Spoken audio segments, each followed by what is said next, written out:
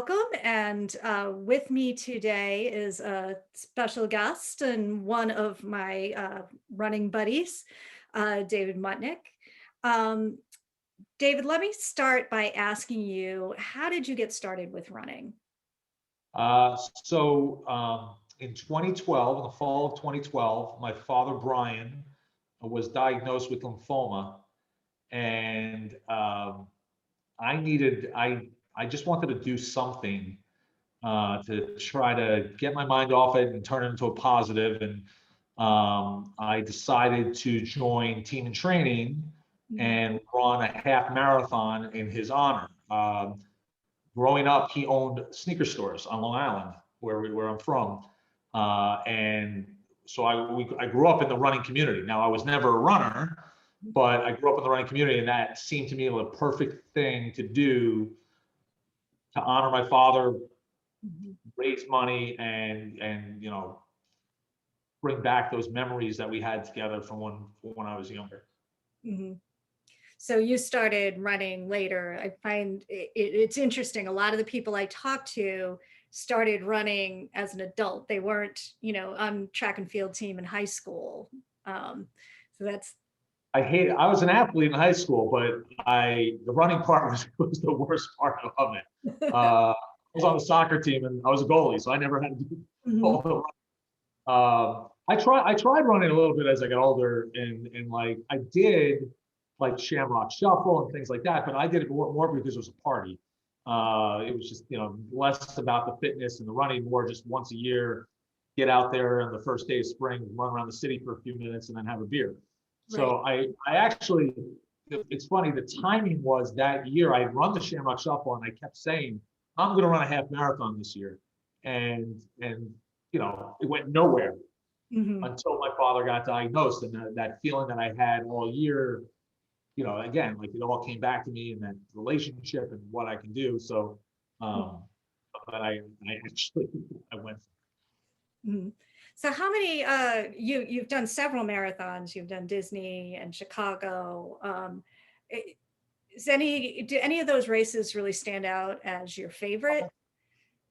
It's hard. You know what? I get asked this a lot. It's really hard to pick one. I think, I have pandemic brain where I've actually lost track. I think I'm up to 13 now. I actually would have to look because I had 5 scheduled since the pandemic started. I had the Chicago spring, Chicago in the fall, New York, London, and then Disney, which would have been this weekend. So I think I'm around 13, and they're all special in different ways. Now, would I run them all again? I run Disney the most. New York, I've run Washington, the Marine Corps, Washington D.C. I ran Boston. And I've run a handful of Chicago's, which is obviously our hometown race at this point. Right. They're all special in different ways. Disney is my favorite, mostly because of its Team in Training's Super Bowl weekend, for lack of a better way to describe it, because there's 4 races. There's the 5K, the 10K, the half, and the full. And a lot of people come down with their families, or at least if you're running, you come down. And we're all at the hotel together. So Disney weekend is by far my favorite. As far as the marathon itself, there's nothing beats running around Chicago at this point and in the fall, and knowing how many people are out, for an actual race. Now, shouldn't take away from New York, which is where I'm from. Boston is obviously special in its own way. Marine Corps is just very cool. But if I had to pick one race one more time, it would, if I was going to run fast or try to run fast, it would be Chicago. But if it was just one more race weekend, it would be Disney. Yeah.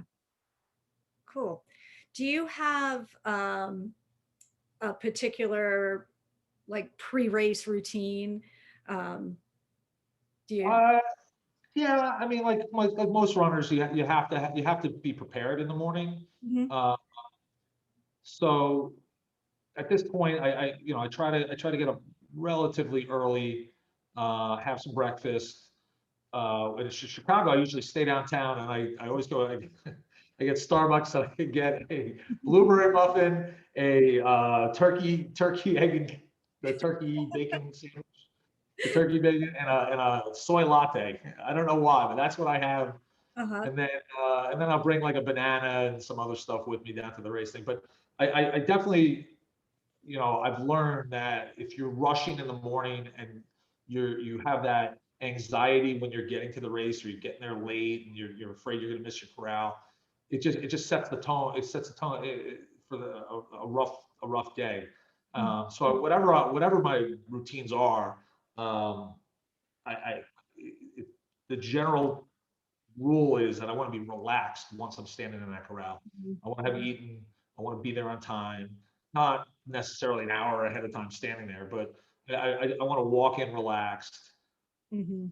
take stock of everything, take an inventory, make sure that everything's working and I'm stretched. So that's generally the routine. Disney again is a different animal because for the marathon at this point we can get into it.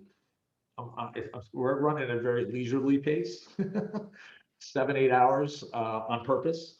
Uh-huh. So that morning is more messing around and how much time I could spend in the tent with the TNT teammates, joking around and screwing around and face painting and that kind of stuff. Um, so it really depends on the goals of the day to how strict I stay to that routine. So, and you've become very involved with team and training and with LLS, outside of running races. Um, and you've raised a lot of money for LLS. Could you talk a little bit more about your involvement with that organization? Yeah, so like I said, that's why I got involved with running. Like the running to me is just a means to fundraise, and um, you know, I always feel like if you're going to ask people for money, especially over and over, you need to show them that you're willing to take on something, a challenge, or put yourself in a situation. One, again, back to running for a moment, I always try to one up myself. So first it was that very first half marathon. The next year was the full marathon. Then it was 2 marathons in 3 weeks. Then it was 4 in 5 months. Then it was the dopey challenge at Disney where I was doing the 5K, Mhm. well, first the goopy, which is the half and the full in one week. And then it was the dopey with the 5K 10. So I've always tried to one up myself and keep adding challenges to it to make people to show people that I'm willing to put in some work. Right. Uh, LOS, that very first race, when I went down there, my father came. He was, he's under treatment, but he was able to come. And we were at the inspiration dinner, which, as we have the night before the race. And we're going through the program, and they have the speakers, and my father is just very emotional. And he turns to me, and he's basically in tears, and he says, "I can't believe this many people are here to help people like me."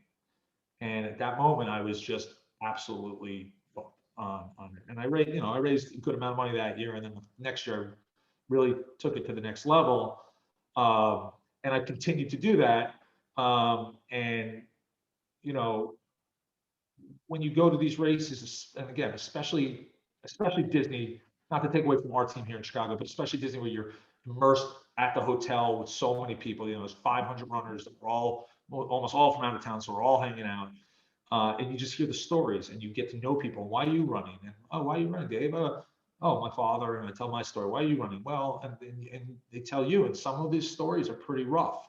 And Yeah. you realize that they have it worse than I have it, yet they're still out making that commitment. They have not let that pain or that tragedy in their life keep them from trying to do something. Yeah.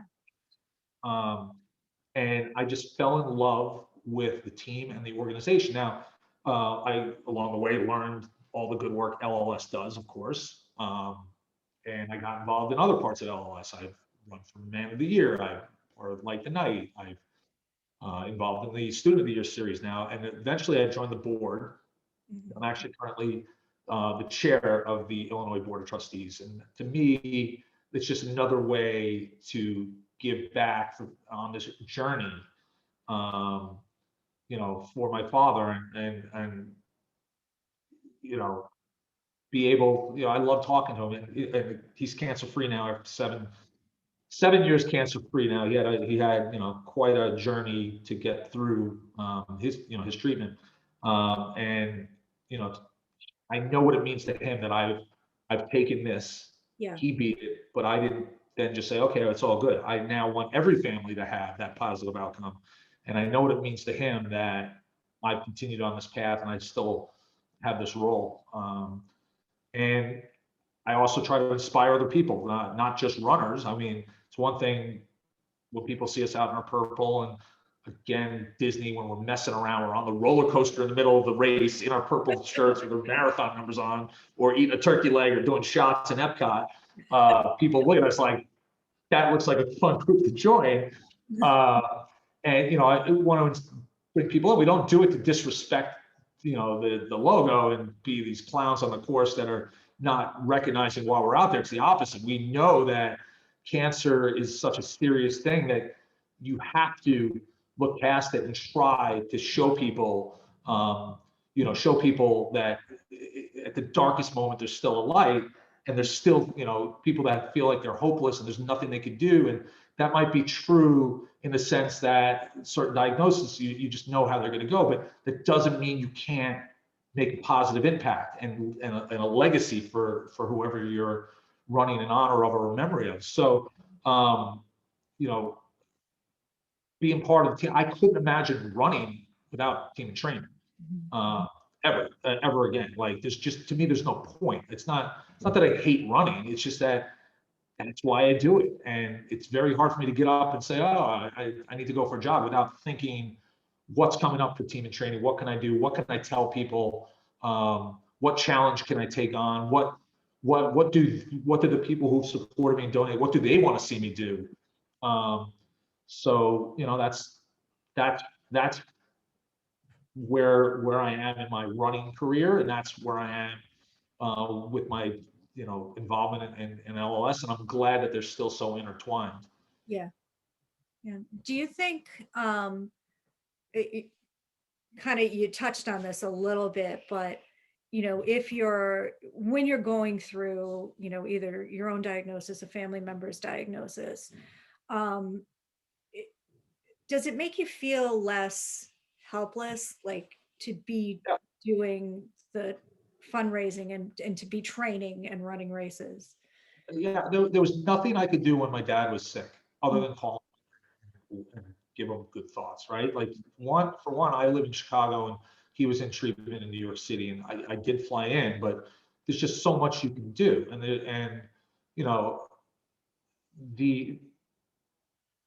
the fact that it wasn't just that I was raising money, it's that every donation came with a note of resilience, and a note of you got this. And my father got to see how many people were supporting me for him. And I know he read all those, comments, and I know that he was, when he found out that certain people donate, like long lost friends would see it on Facebook, and people from, I hadn't talked to him 10, 15 years, but they knew my father from growing up or from summer camp. When Yeah. they donated, he's like, oh my God, like these people came out of the woodwork to support him. Now, look, especially with social media, everyone's bombarded now with different fundraising and all that, and they're all worthy, and there's great charities out there and all that. But to put something out there and then to connect with these people that you've lost a connection with, Yeah. because they knew I was doing it for my father. Where I was going with that is, like, I could have just put a fundraiser. Hey, I'm raising money for a cancer charity, and it probably would have gotten some Yeah. donations, a little time, but like anything, like, it would have been drips and drabs. The fact that I was running a race and doing it in honor of my father, those things together, just, like you said before, it turned into a lot of money. I mean, we've raised, we're pushing probably at this point 500,000 probably in sight Wow. since then. We're getting there. So I always tell people, like, share your story and all that, but to answer the question, yes, that helplessness that was there Yeah. just went away. It's the flat out opposite. I had a mission now. I had a purpose. This is what I could do. And even when my dad, the first couple of years that he was doing well, I didn't lose sight of it all. Now today, it's less about my father as opposed to what else can we do to help other people, because we got through it. Yep. Today, my story is, look, we had this tremendous outcome, partly because of the work LLS does. Mm-hmm. Okay. Now it's time to really give back. Now, like, what other families are facing this, that if we do this together, we'll help them too. Right. Of course, being involved, and I'm sure you know this, once you're involved in an organization like this, you hear every story, every friend that has a diagnosis in their family, every friend of a friend. Yeah. I get it, right? They come to me like, what do we do? Like, you've been through this and you're on the board. And so there's so much, there's just, it's a purpose. Yep. I always run, my father's name's always on my back in every shirt, but Right. there's other heroes now. There's other people I want to lift up and that kind of thing. And I'm certainly not alone in that. Right. I know that, all of us feel that way with honored heroes and stuff. Mm-hmm. It's cool. It's awesome. It's been very rewarding. And I'll tell you, now that my kids are a little older and sharing it with them, 2013 at that first half marathon, my daughter was 5, my son was 3, not even. And 2 years ago, 2019, they came to Disney with us, and my wife, and we all ran the 5K together. Oh, nice. In our purple, all of us in our team in training. We had to cut down the smallest shirts to fit them, because they don't really have.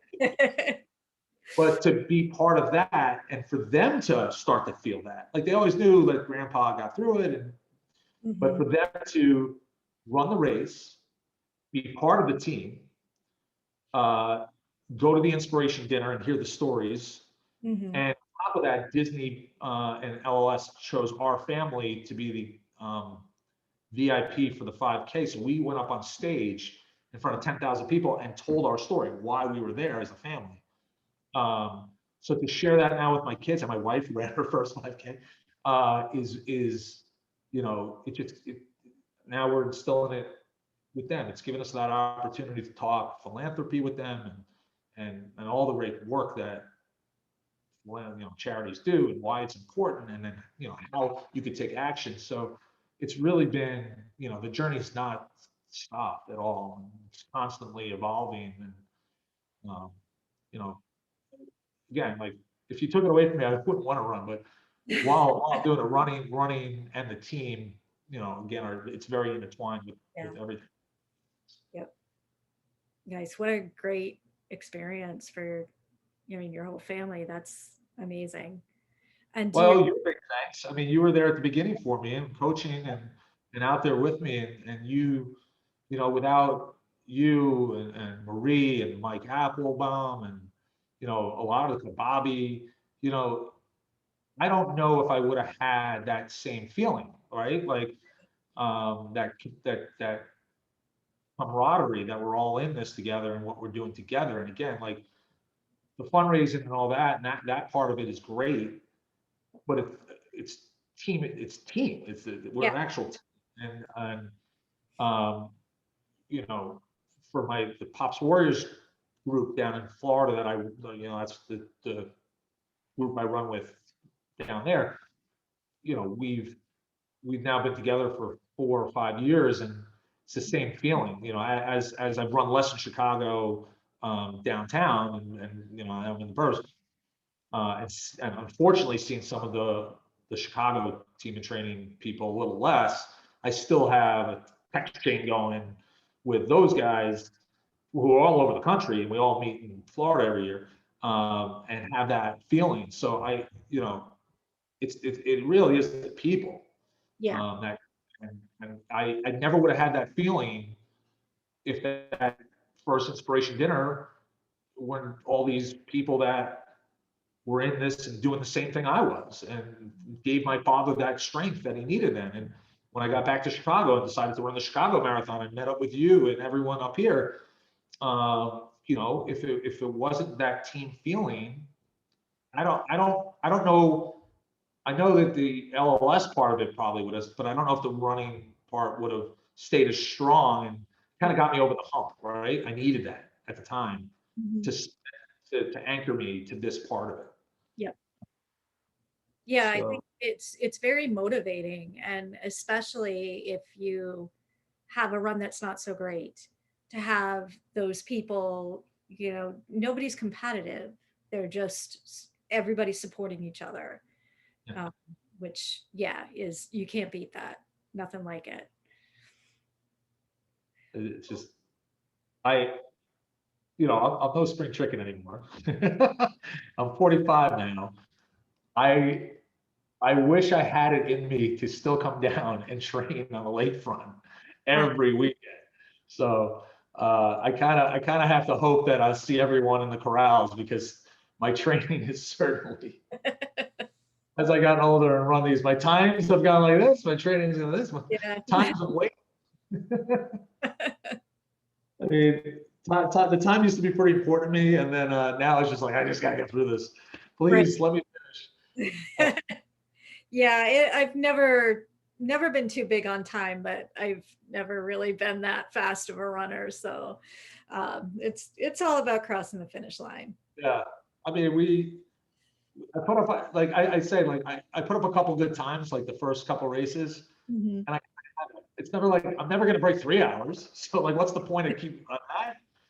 And then Mhm. on the flip side, I came in third to last at Disney a few years ago, like third out of to last out of 18,000 people.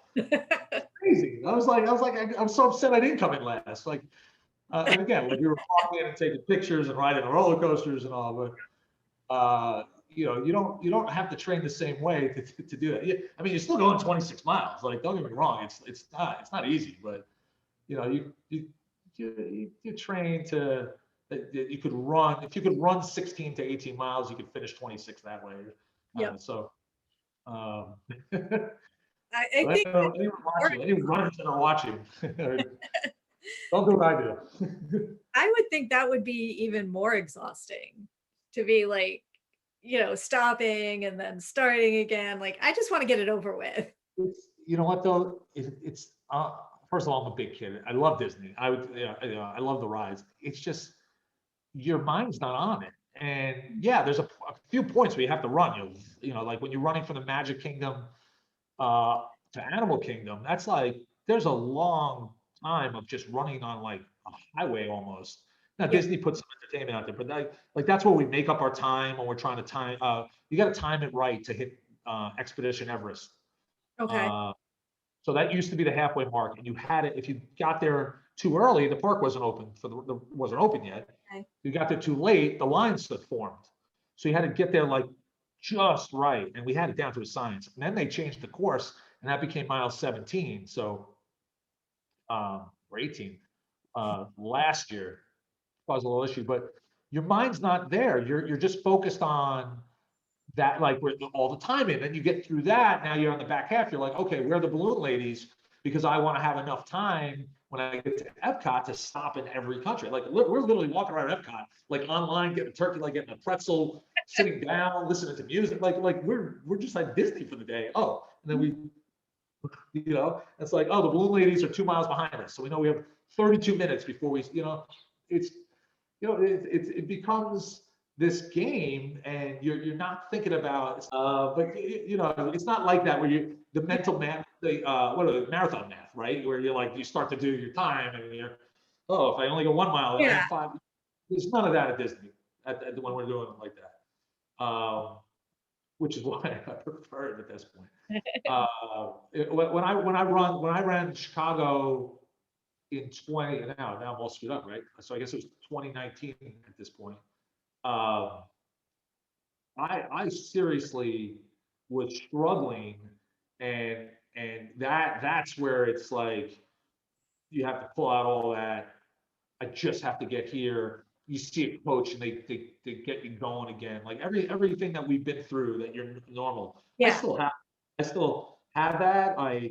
at the at the moment, I don't appreciate it, but once you finish and I still have that sense of accomplishment finishing a Yeah. marathon. Usually you cross the finish line, it's like, oh, the fun's over. It's not like, Mhm. ooh, I just ran a marathon, I should be proud of myself. It's more like, ah, what a great day. But when I'm actually running these races, that sense of accomplishment on marathon, whatever I'm on now, it hasn't really changed. I don't cry anymore. I cried the first 6 as I crossed the finish line, tears of joy. But I certainly have that sense of accomplishment that I can do it and and push myself there. Yeah. That that's I don't think that'll ever go away for a real race. Yeah. Definitely. Yeah. Well, thank you for taking some time to talk with me. It was wonderful to see you, wonderful to talk with you. I Um, miss you. I miss the team. I mean, and hopefully we'll get through this pandemic and be out there together. yeah, And with a little luck, Chicago Marathon will happen. I don't, fingers crossed. I don't think it's without possibility. Some people think that this year's washed out. Like it's January 10th or 11th or whatever.